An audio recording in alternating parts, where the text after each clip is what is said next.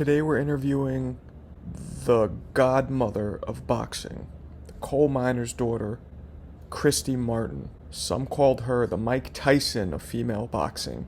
She's definitely the first to put women's boxing on the map and one of the hardest punchers, in my opinion, pound for pound in the history of the sport. Let's get into it.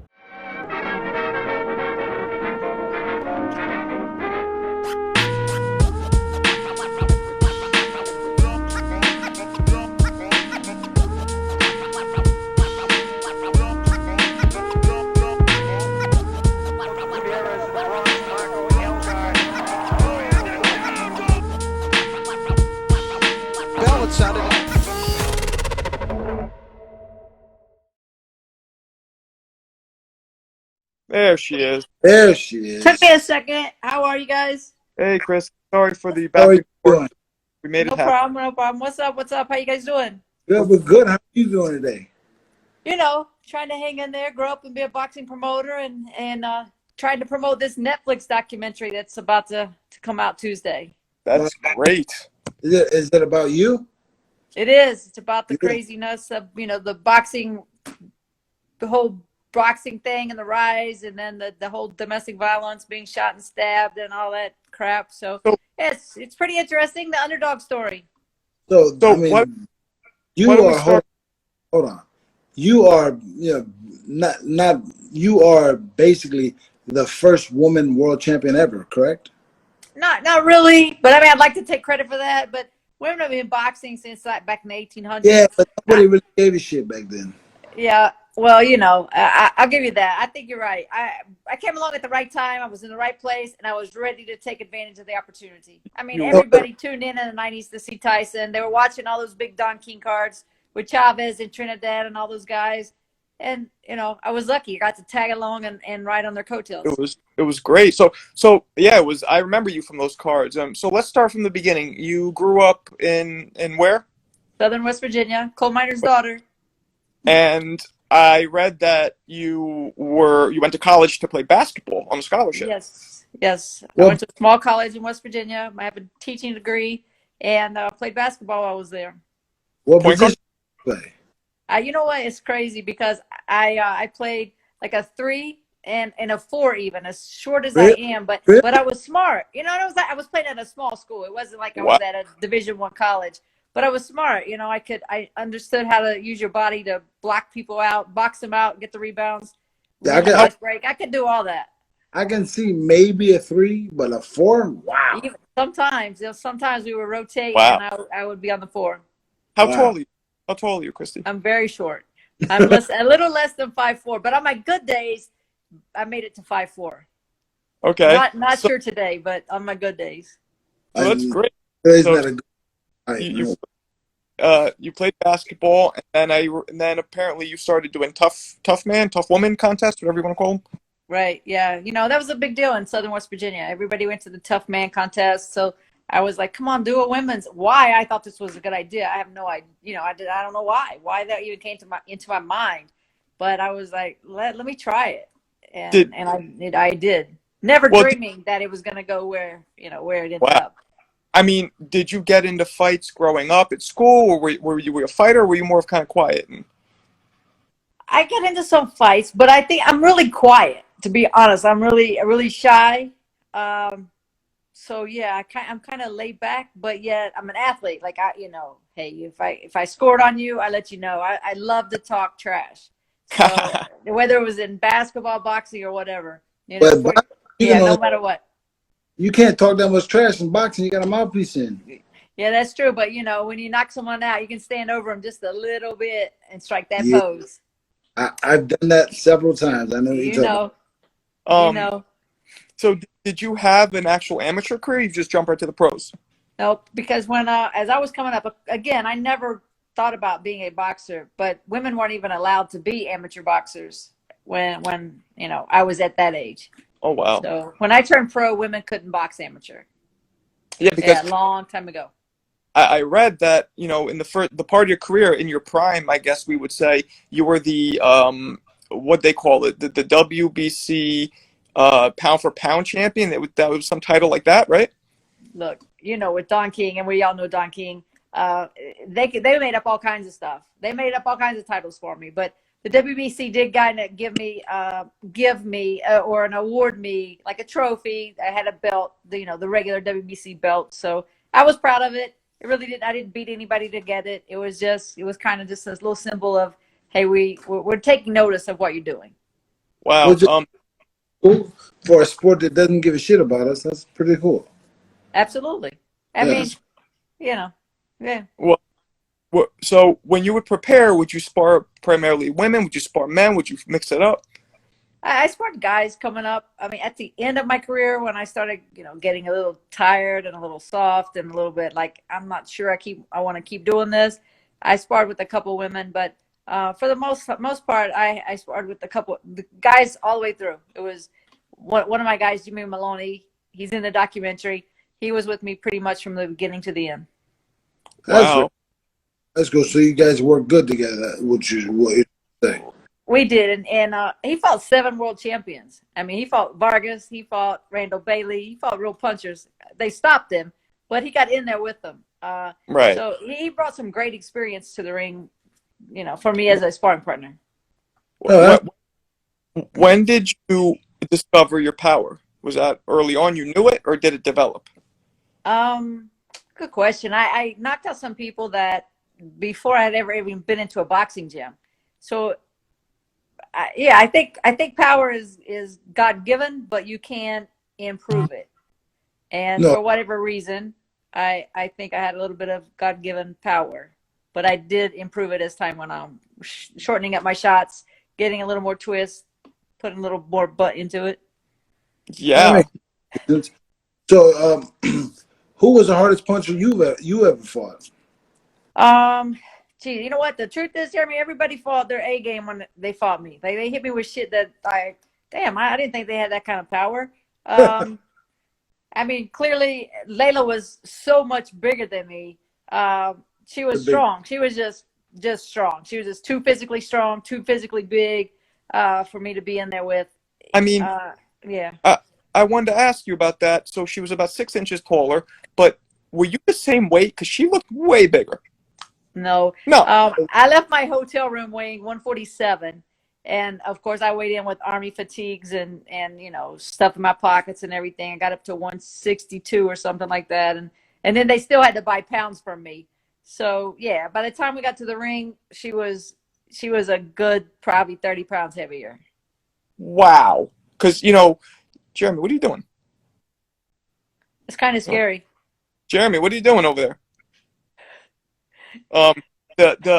Because when you watch that fight, the size difference was so obvious, and I feel like if you guys would have been the same weight, it would have been naturally, it would have been a way different story. Yeah, I mean, I was confident. I still going into the fight. She caught me with the first right hand she threw real high on my head, and like I was done. She just it took her a little bit of time. She never really figured out that I was done that early. But yeah, I was confident. I thought I'm going to hit her like she's never been hit before. But she just was too big. She was too big.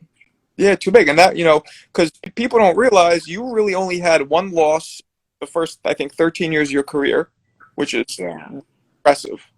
And then you had the first loss, I think, was a really close fight, which you beat her like the very next, in the rematch, you beat her. Right. Yeah, Andrea Deschamps. It was a really close fight. It was way early in my career. And, I didn't have a trainer. I didn't go to the gym. I just was in basketball shape. So, it was before I really realized how serious boxing is. Oh, that was before you were really yes. back. I mean, but going the first, 13 years undefeated was amazing. And at what point do you remember people, the promoters hitting you up and you starting to get that kind of heat behind you, where they start putting you on pay-per-view on the Tyson undercards? When did that start? Yeah, I mean, it never really happened until like Don King, but King just treated me. To me, he treated me like a fighter. He didn't treat me any special treatment, any special anything. Go out there and fight. If you put on a good show, the fans like you, I'm going to keep putting you on. And that's what he did. The fans, I think I had a fan-friendly style. So they would want to see me, and they really couldn't believe that this woman in pink is out there bleeding everywhere and fighting, like a man. So they, for whatever reason, the fans seemed to buy into it, and I kept fighting hard, and he put me out there. Then I got the chance to fight under Tyson, and it was definitely history from that point. At what point, if you don't mind talking about it, when did your ex-husband start training you? He started training me. I think I had about 7 pro fights, and he started training me in January of '91. I think it was. Did he ever box? Did he do anything in the ring? Actually, he was a boxer. He boxed, and he was a sparring partner with Marvin Johnson. I know you know Marvin Johnson. I mean, Yeah. light heavyweight, during that great light heavyweight era. Yeah. Marvin Johnson was a champion. Okay, and was he your trainer throughout your whole career until the end? Yes. Okay. Yes. But he was one of those guys that, and Jeremy, I know you can attest to this. Like, there's those guys that are good amateur trainers. He was a good, solid trainer. I felt like gave me good basic skills, but he taught me everything that he knew. So I needed to go to that person that was more experienced at that elite level. Yep, but because he was so arrogant, and he didn't want anybody else to have any say or ever have my ear. I think that was the biggest fear. He didn't want anyone else to be able to tell me, this guy is treating you like shit. Right. And so he kept me very secluded from everybody. Boxing Right. world, family, friends, everybody. Do you think that would have anything happen? Would that have any bearing on what happened to you and him later in life? For sure. I was all leading into it. Jeremy, he told me before he married me that if I left him, he would kill me. Of course, I was 23 years old, so I really didn't take it seriously. But he told me so many times over the next 18 years, if you leave me, I'll kill you. At some point, I keep saying, I go back in my mind and try to figure out what that point was, that I started believing it. I didn't just believe it. I knew it was going to happen. Really? Wow. Yeah. He's was older than you, right? Yeah, he's a lot older than I am. He's like 25 years older than I am. God damn. Yeah, Wow. he was older than my dad. What the hell was I thinking, Jeremy? Well, and now, if I'm not mistaken, you're married to a former female fighter, correct? Yes, Lisa Hollowine is my wife, and we actually boxed each other on the Lewis Rockman rematch. Really? Yes. And you won, Yes, we did. Yes. Yeah. Yes. That was my last fight with Don King. It was on HBO pay-per-view. So, it was and it was actually my best fight ever, I think. But Is that how you guys actually met? yeah, actually it was. Wow. Wait, And how could you hit your feeling for her? What was that? How could Yeah, you? well, I didn't know her then. I didn't know. I was just trying to knock her out that night. I'm trying to get paid, shit, man. No. that's crazy. And you guys have been together how long now? November will be 4 years that we've been married. Yeah. That's great. Did you always like women as well, or no? Yeah, I mean, yes. And Jim knew that. Jim knew that. So, I mean, yeah, I was faithful to Jim, but I was faithful to boxing, and because of being faithful to boxing, I was faithful to Jim. Okay.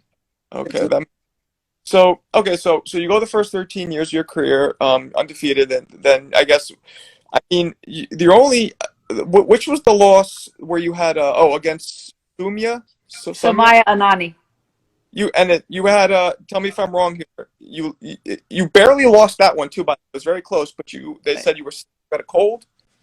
Well, we were supposed to fight like the month or 6 weeks earlier in Las Vegas, and I really didn't feel well. I got there, I just a couple days before. I got there like 10 days before, so I'm thinking when I left Florida, by the time middle of the week comes around, I'll be feeling fine.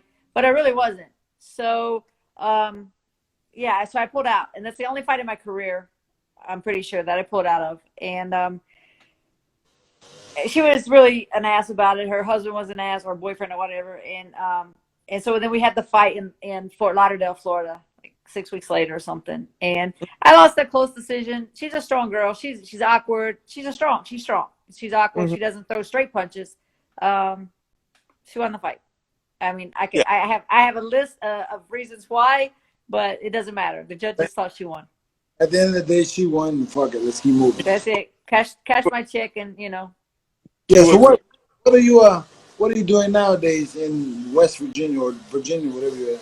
I'm in Texas, and I'm doing promotions in Myrtle Beach, South Carolina, promoting fights in Orlando, Florida. So, you know, I'm busy with the promotions. I'm doing a lot of stuff for domestic violence awareness, speaking all over the country, and prisons and at domestic violence shelters, schools, any place. I'm going to a boxing gym in Chesapeake, Virginia next week for it's a grow. They call it grow event, and I'm excited about that. That's going to be a lot of fun. Great. That's We're really combining boxing, and this is what I want to do with my nonprofit, Christy's Champs. You know, we combine boxing and domestic violence, and people think it's a strange combination, but the truth is it's a very reasonable combination. If you think about, these are the kids that we need to reach out to. They're usually the ones that are in the homes where they're seeing domestic violence and sometimes part of it. So if we can make their lives a little easier and change their way of thinking, we're doing our job. That's great. I wanted to ask you, Jeremy always jumps to the end asking people what they're doing now, but I had some questions from before. Why did you fight Mia St. John the second time later on? Yeah, that was stupid because I had already had a stroke, and you know, I basically lied to the commission in California. They had my brain scan from a few months earlier, like whatever, when I had fought in California. So I didn't tell them I had had a stroke, but I was an arrogant ass, and I thought, you know what, on my very worst day, and on Mia's very best day, there's no way she can beat me. But that's not what happened. You know, yeah, I mean, for those people watching, you already beat her pretty easily years earlier. And at your last fight, if I'm not mistaken, what, you're about 44, your last fight? Probably. It was like 44. You know, I wanted to get that 50th win, and to be honest, I needed a payday. Yeah, but it was dumb. It was dumb. As the worst 10 seconds of my career was staying on my knee against Layla. The worst decision I made in my career was to fight Mia the second time after a stroke. Wow. Who would you want to fight? Yeah. What's that? Who would you want to fight? Who would I want to fight? Anybody that you wanted to? Oh, come on. You know who that is, Lucia. I signed a contract to fight her for $1 million, and then like 7-8 days before the fight, she pulled out. And she supposedly ruptured her Achilles tendon, but people that were in the gym that night said she walked out. So most of the time I hear about ruptured Achilles tendon, people don't get up and walk out. So I don't know what the truth is. You know, Bob Arum was supposed to be the promoter, and lots of rumors, you know, why the fight didn't happen. I think that fight didn't happen because Lucia didn't know she could beat me. Lucia Riker? Yeah. Yeah. She's a freaking beast. Yeah. She has no chin and no heart. There you go. I wasn't trying to knock her out, so you know. Yeah. I was just moving around, but for people. So Jeremy and I, Christy, you probably don't know, but Jeremy and I met. We were both trained by Kevin Rooney. That's how we met years ago. And I always thought that you would have been the perfect fucking candidate for that style. Did you ever consider trying to go that way? With the Tyson style? Yeah, I guess it's actually Customato style. Yeah. You know, every now and then I would like do that just in a round when I was usually when things weren't going my way, you know, and as fighters do, we try to find something that'll work. So, you know, I would put the fists up under my chin and side to side and try to get in there and land the big hook. But you're right. I think my mentality, because that's about mentality as much as style. That's mentality and your body. You know, I'm short and I'm a fire hydrant. You know, like Tyson. You know, you're short and strong and I think so. That would have been a trip to see this little white girl from Virginia. West Virginia. Yep. West Virginia coming up. No, I mean. Actually, I did it. Mike was sitting at ringside for when I fought Sue Chase, and he was right there at the scorer's table, you know, like the commission table. Didn't get no close. And I put my hands under my chin, gave it, you know, it was my tribute to Tyson for sitting at the ringside to watch the fight. Gave a little bit of side to side and landed some hooks. Because you were often compared. You were like the female type, right? I mean, that's what people looked at you as. then. I think, yeah, they made that comparison, but you know, I don't have that kind of power. I tried to knock No, everybody out with every punch, but I had good power for a female fighter, I think.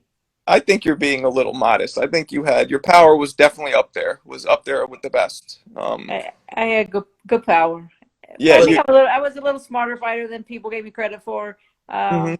Little faster than people thought. A little more technically sound. And part of that was my own fault, because if I didn't have to be, I wasn't gonna be. I was just gonna be reckless and let's go fight. It was more Mhm. fun. Mhm. Did biggest payday was that $1 million fight that never happened? That would have been the biggest one, yeah. Yeah. Other than that, you know, of course it was Layla, but yeah, I did okay. I mean, for a female fighter, I was, you know, You did I did pretty. okay. Marcanti said, you know Art Marcanti, the referee, right? Oh yeah. He He's right. says he thinks you could beat some men. Yeah. No, no, that's nice. You know, if we picked up somebody off the street that's probably, you know, Mailman-ish kind halfway drunk and never been hit before, yeah, I might could get that guy, but So, of, yeah. so Christy, what do you think about today's the whole trend with the YouTubers boxing? Do you think it's good for the sport? Do you not like it? personally I don't like it. And I know some people say, yeah, but because of them we're talking about boxing. Well, I get that, but are we talking about boxing in the right way? And do we have the right kind of conversations going on about boxing because of the YouTubers and, you know, the media guys? I don't know. I mean, personally, I don't like it. I mean, how do you tell this guy that can really fight, that's going to the gym, busting his ass every day, making, you know, a few $1,000s to keep fighting? You know, you're going to be a world champion someday and making those millions. And then you get this guy that's never boxed before. He walks in off the, you know, off the street, basically, has a fight and makes millions of dollars. I mean, it's hard to justify that. Exactly. Yeah, a lot of people, a lot of real fighters get very bitter because, Jake Paul, his last fight made $700,000. Some fighters never see that in their whole career. World champions, Right. you know. Seven Um, wait, 700 that his first fight. no, Right. was that his That was his first fight. first or second, but whatever it is. Yeah. So okay. So you think it's good? What about the current? Well, first of all, what do you think about the legends fighting? And secondly, would you ever do it if you were approached? I have been approached, but because of this stroke, they're telling me that I can't. But actually, I'm going to see the my neurologist Friday in Vegas, and you know, if he gets the brain to check, go fight if you want. We never know what might happen.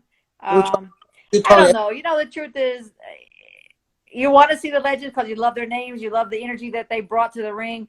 But then, I also feel like somebody's going to get hurt, and then what's going to happen? You know, I mean, it's going to hurt boxing, and then you don't want to see any of these guys that you grew up loving and idolizing to get injured. yeah, also another thing, like if you get two seasoned veterans in the ring and they know it's an exhibition and they have conversation before they do their exhibition, I think that could be fun because then you can play around, you can have fun with what you're doing. If you get some young kid that had nothing but a YouTube following versus some other guy, he's gonna try and beat the shit out of each other. It's gonna. I mean, I don't like that whole YouTube guys versus fighters because then if we really hurt somebody, oh, it's shame on us. Yes, but what's going to happen one of these days? One of these YouTube guys is going to jump up and hit somebody and hit them with a good shot.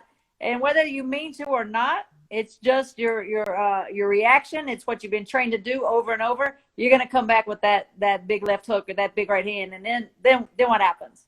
You know, That's true. it's instinct and reflexes. We'll see. How do you think you would have done in your prime against Clarissa Shields? In my prime, I knocked her out. Are you kidding me? She can't No. box going backwards, and I'm doing nothing but coming forward. And that's my guy right there, Benny Aguilar. He's coming up to Myrtle Beach to fight August 28th against another undefeated kid. And so You know, what's up, Benny? These So, guys are real fighters. They're not afraid to put it on the line. uh-huh. So talk to us a little bit about your promotion company. Oh, that, or you want me to talk about beating Clarissa Shields? No, You know I'm just what? joking. Let's No. I'd like See, to I hear told you already I like talking shit, right? no, hear it. Let's No, hear that. you know what? This is the whole thing with Clarissa. I mean, more power to her. Great. She's she is definitely the greatest amateur female boxer of all time from any worldwide, right? Okay, let's give her that. But she's not the GOAT as she's named herself. If she were boxing in the 90s, not just I would beat her, but I could give you a list of women that would beat her. Okay. And you know what? To make yourself marketable, you don't go out there and tell people that boxing doesn't deserve you, you know, and you don't go out there and say, as a female, that you can knock out Triple G. Come on. Really? Yeah. That doesn't, how does that win you over fans? And Oh, if you truly think that, then, you know, you're more delusional than I could have ever imagined. And But what do you think about her also jump? I don't know, Jeremy doesn't really follow current boxing that much, but she jumped into MMA, Jeremy. So she's currently fighting She's fighting and she's fighting in MMA. What do you think about that, Christy? Doing kind of both simultaneously. you know, I don't really understand the ground game of MMA, so I can't appreciate what they do. I know they're all very good at, you know, at that, but hey, you know, I give her props. I give her props. She's out there. She's doing it. She's, you know, doing the best thing she can. But maybe to take a little bit of that arrogance off would win her over more fans if she would just, you know, hey, somebody walked through this door before me and made it a lot easier for me to come through. She talks like she's the first female that ever boxed, and there were lots of us. There were lots before me, and then there were lots during my time that we are the ones that really changed the outlook of boxing. I would venture to say, I would venture to say, you you are one of the first ones that made national headlines. So everybody before you, yes, they may have done a great job, but at this point, the GOAT is you. Yeah, I, she is. I think she's frozen, but no, she is absolutely I the first one. You hear us, I was, Christy? You there? like I said, you know what? I was in the right place at the right time with King and with Tyson and all that, but I was ready to take advantage of the opportunity. And you know what? With me is what you see is what you get. No fluff. You know, I'm just the girl next door. You can go knock on your neighbor's door right now, and it could be me. But But but what, one hear what I said? Because you huh? froze. No, I did hear what you said. Yes, thank you. You're welcome.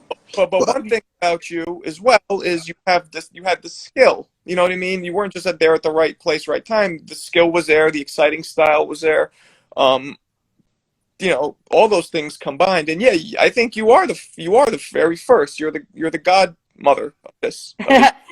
You know, I think, and then like that is, it's all timing. You know, I came at the right time, and I think the fight with Deidre Gogarty, and she deserves as much credit as I do. I mean, we were both in that ring that night, both of us fighting our butts off. We together changed the way that the boxing world sees women's boxing. Yeah, absolutely. At least past after that fight, more promoters started giving women an opportunity. Mhm. Mhm. Um, so along with promoting, do you train fighters at all? Or you just promote? Just promoting and doing the domestic violence speaking and staying involved with different shelters and trying to really help make a difference in people's lives. There's very, no very there's no interest to actually train. You don't really for that. You know what? I tried training a couple people in when I was over in North Carolina, and you know, fighters just don't have the same mentality that I'm old school. You know, I Hmm. think you have to spar hard, and I think you have to train. You know, you train hard. You train 6 days a week. You run. You sprint. I believe all that. And fighters, some of the fighters these days don't want to work that hard. Well, yeah. So I'm curious about that. What's the difference you see between back then and the fighters now? Probably a big part of it is social media. I mean, we make stars out of fighters that haven't really proven themselves in the ring. They talk a lot of talk and get a big following, so they're going to sell a lot of tickets. That's who the promoter is going to protect. So we really Yep. never see them get challenged. And in terms of training, what's the difference you see in, because you're talking about the work ethic, like what's the difference in the work ethic between then and now? Well, I don't know about like this exact work ethic, but I mean now you have a nutritionist, you have a strength and conditioning guy, you have a sports psychologist. I mean, come on. I'm pretty sure Carmen Vasilio and Jake LaMotta and Sugar Ray Robinson, those guys went to the gym. They had a trainer, and that trainer was their nutritionist, and he was their sports psychologist, and he was all those things. But he was that because of experience, and that's what. Just because you read it in a book, to me, you doesn't always mean you can relate it to the situation. I completely. So they're a little softer now. I think so. Lots. Yeah. Yeah. For sure. I mean, we still had the dogs. I think Tank is probably still a dog. He'll go out there and fight. Teofimo, he talks the talk. He walks the walk so far. And, it's just But everybody. limited. It's limited. Yeah. We do have some true fighters out there. There's a couple of them here and there from this country, from that country. But the majority are a bunch of fucking what's that thing? Facebook fucking fighters, man. How you call that thing? Instagram. So with the trainers, that all they know how to do is mitts. Yep. Hold the mitts. And they don't even. I mean, they do half the work. The trainer does like probably 60% of it. And I never hit mitts like that. I never hit mitts like that. That's like patty cake you do in kindergarten to me. yeah. But, Here, let's get that. exactly. But that's because we're old school. A couple shows ago, I said the biggest combination you're gonna get off on somebody is a 3-piece, maybe 4. That's it. Yeah, you're not gonna do all this 20 punches. No. Hold on. No. Yeah. I mean, yeah. It ain't going that way. It's not going that way. No. We got a lot of people who a lot of think they know boxing. We got a lot of people who love the sport and want to do it for exercise, and that's great. It just makes all of our local gyms make money, so that's great. But let's leave the fighting to the guys who really can fight. I agree with you Exactly. because you're right. I mean, it's the greatest workout of all. And there are a lot of people that just want to go in there and hit the bag and never have any intention of getting in the ring and competing or sparring or anything like that. And I think that's great because those are the people that pay your rent. Yeah, those are the people that keep the gym going and make it viable so that you can train some professional fighters that are just up and coming. Exactly. So of current fighters, who do you like? Who do you have your eye? Who do you think so? Who do you like that's current? Look, I'm gonna watch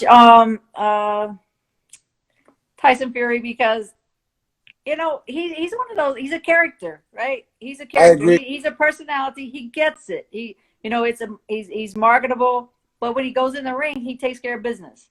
Yeah. I agree. I said, Teofimo, Tank, and you know what? I think that somebody that doesn't maybe get Danny Garcia will fight anybody. It seems like to me.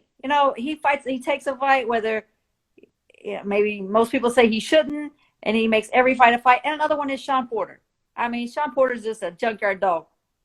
Really? To me, he makes all the fights a fight. Have you heard that the Pacquiao fight is off now, right? I did hear that. But I think they put somebody else in there. They did. Yeah. Ugas, right? Someone I don't know. Yes. Ugas. What do you think, Christy, would have happened if that fight? Who would you have chosen, Pacquiao or Spence? I think it's a really great fight. I mean, I'm not a fan really of either. Mm-hmm. I haven't drank the Kool-Aid on Spence, and I think that Pacquiao's pretty amazing at 40 plus. He can have that body that he has. He right down the street. He's right. He trains right down the street from me. Yeah. He worked at. That's it. That little dude works his ass off. Right. And on the other side of that, it's like, dude, you're 40. Right. or 43, I think. Yeah, yeah. You know, Yeah. So, I mean, so then he's got like 5 titles now. You know, 5, 7. Yeah, so a lot. I assume you'd lean towards Fury against Wilder in the third fight. Yes. Yeah, me too. Yeah. I think Fury has his number. I mean, it'll be one of those things if they fight, 100 times, he's going to probably win 95 of them. Well, the problem is not the problem, but I'm sure you've heard this. The argument some people are saying is Fury cheated somehow or another, which I don't Which think. every How did he cheat? I mean, come on, you're in Las Vegas. That's one of the strongest commissions that we have. And they take the gloves before you fight. They take the gloves after you fight. You pee in a cup before, you pee in a cup after. How else can you cheat? I agree with you, but there's something about that fight. I feel like more than any other fight in a long time that people just keep coming up with these conspiracy theories of why Fury won. It's so weird. Yeah. Well, also let's talk about why Wilder said he lost, because his costume that he wore to the ring was too heavy. That was the first one. First excuse. That was the first one. Okay, that was the first one. That was the draw. He said that. I think he said that Mark Breland drugged. And then Mark Breland threw the towel in. Come on, Mark Breland saved your butt from getting knocked out. Mm-hmm. And counted out. He also claimed he also claimed that the water was he was drugged or something like that in his water. Oh wow. Yeah. No, there's a lot of them. my mother would say, "Rest in peace, Mom." She would say, "Excuses are like assholes. Everybody's got one, and they all stink." Yep. Yep. Absolutely. Well, Absolutely. Well, Christy, man, thanks for taking the time with us. We appreciate it. For sure. And we'd love to have you back on when you have a minute. We're definitely going to check out your special. When does it come out? It comes out Tuesday, actually 12:01 a.m. It will be available on Netflix. East Coast time, 12:01 East Coast time. What's it called? Deal with the Devil. It's Untold is the series. The first one came out Tuesday. That's the Ron Artest story, and then we're the second episode in the Untold group of documentaries. But mine specifically is Deal with the Devil. That's great, and we commend you not only for being a great fighter, but in your personal life, everything you've been through, and the fact that it seems like you've gotten through it stronger and better. It's really admirable. Awesome. Yeah. Thank you, guys. Thanks for taking the time. Well, I'll see you soon. Let's talk soon. Bye-bye. For sure. Have a good one. You Yeah. too.